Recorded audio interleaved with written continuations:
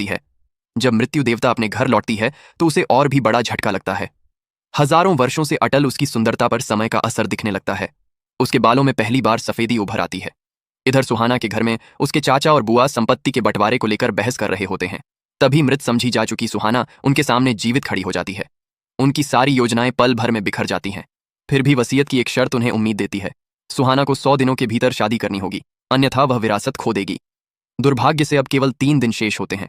उधर मृत्यु देवता को यह भी पता चल चुका होता है कि यदि उसका जादू जल्द वापस नहीं आया तो वह पूरी तरह मनुष्य बन जाएगी और धीरे धीरे बूढ़ी होने लगेगी।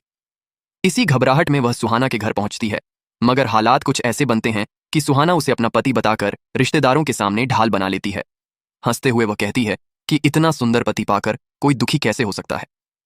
इस घटना के बाद सुहाना को धीरे धीरे याद आने लगता है कि वह सच में एक बार मर चुकी थी।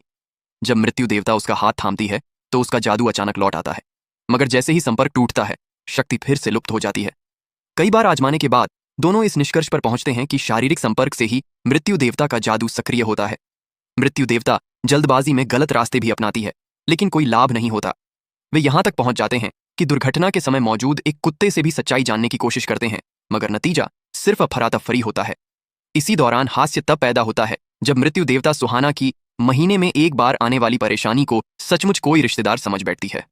आखिरकार एक प्राचीन ग्रंथ से सच्चाई सामने आती है। मृत्यु देवता का जादू वापस पाने का एक ही उपाय है, सुहाना का सच्चा प्रेम। मृत्यु देवताओं पर ध्यान ही नहीं देती।